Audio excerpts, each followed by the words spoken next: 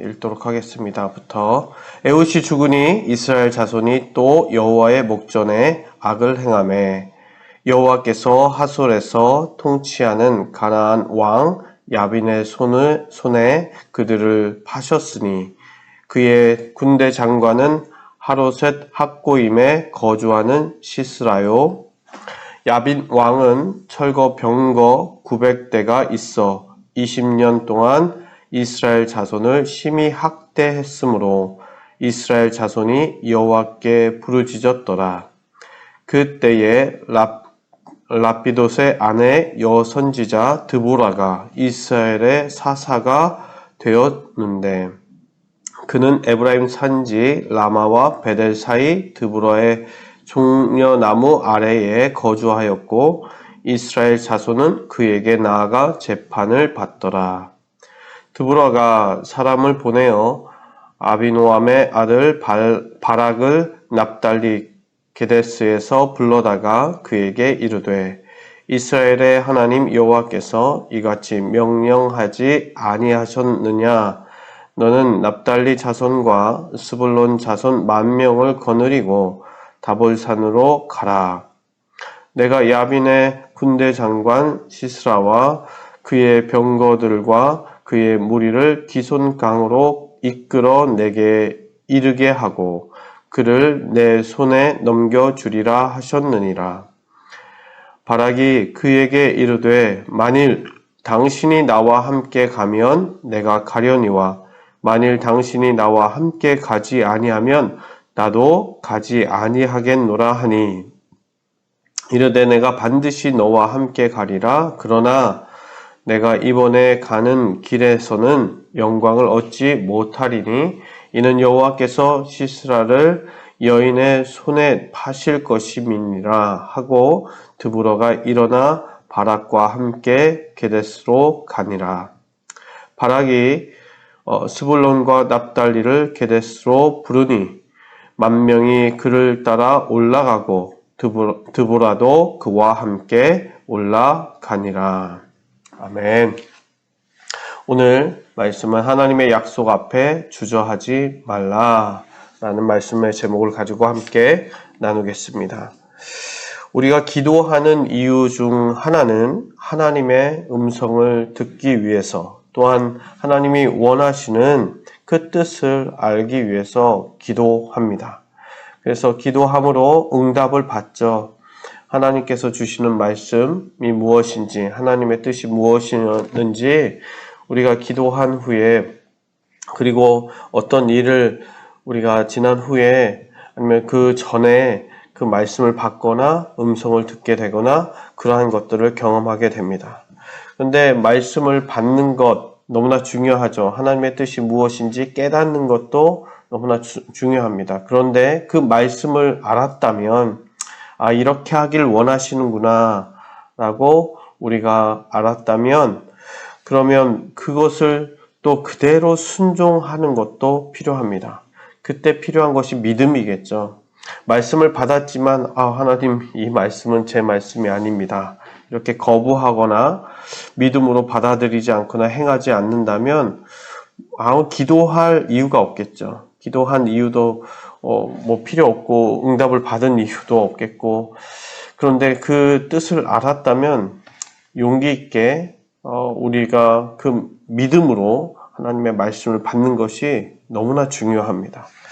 그런데 그 말씀을 받았음에도 불구하고 그 말씀을 따르지 않는다면 우리의 가장 큰 걸림돌이 우리 안에 있는 것이죠. 그것이 두려움일 것입니다.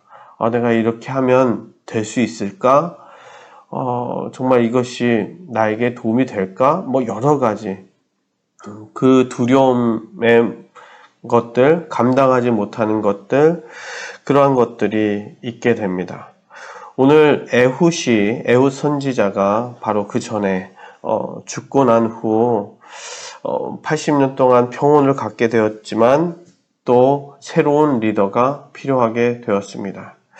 사사를 또 세우게 되는데 오늘 세워진 사사는 여자로서 여인의 사사 드보라가 세워지게 됩니다. 이때 당시 가장 이스라엘 백성들을 힘들게 했던 곳은 야빈 왕이었습니다. 철병거가 오늘 소개되는데 3절에 철병거가 900대라고 나옵니다. 그 야빈 왕이 너무나 강성한 군대를 갖고 있었죠. 지금을 따지면 탱크가 900대가 있다는 것입니다. 900대가 있다면 뭐 전쟁하는데 어려움이 없겠죠. 저희 한국 전쟁이지만 한국 전쟁에서도 탱크가 900대가 없었습니다.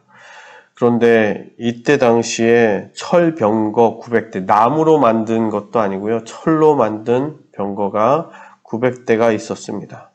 그러니 아주 강력한 군대, 힘을 갖고 있었던 야빈 왕이고 그 왕이 20년 동안이나 이스라엘 백성들을 학대하기 시작했습니다.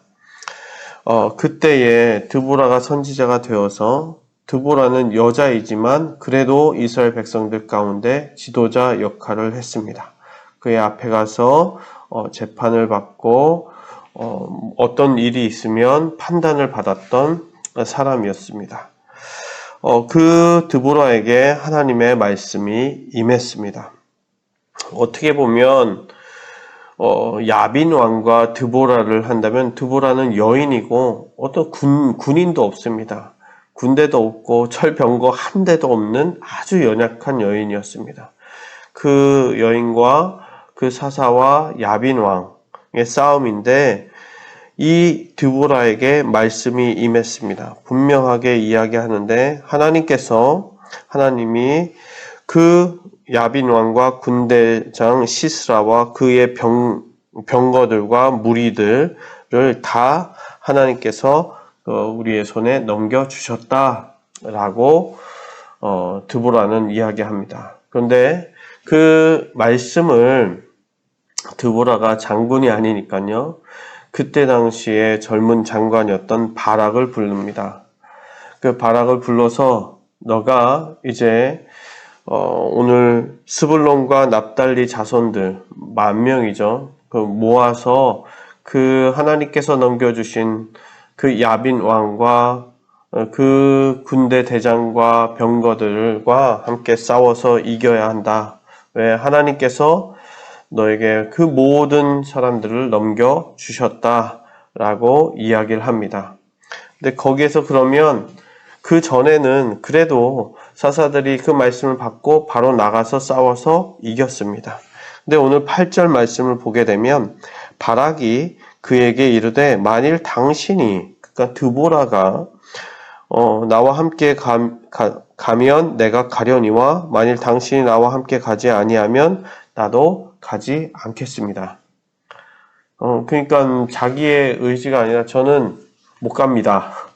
당신 없이는 못 갑니다. 당신이 있어야 합니다. 하나님의 말씀이 중요한 것이 아니라 저는 지금 당신이 필요합니다. I need you. 이렇게 이야기하는 것입니다. 이렇게 주저함에 있어서 드보라가 다시 이야기를 하죠. 내가 그래 함께 가겠다. 그러나 이번에는 그 가는 길에서 하나님의 영광을 얻지 못할 것이다. 싸움을 하긴 하는데 그 하나님이 승리하시고 하나님께서 승리하신 그 하나님의 영광을 내가 보는 것, 그것을 통해서 하나님의 역사하심을 보는 것, 그 영광을 보지 못할 것이다. 그 영광을 시스라를 그 야빈 왕의 군대 장관인 시스라죠. 시스라를 여인의 손에 파실 것임이라 라고 이야기를 합니다. 이 이후에 말씀은 나오지만 진짜 그렇게 되죠. 야엘이라는 그 여인의 손에 그 시스라를 넘기게 됩니다.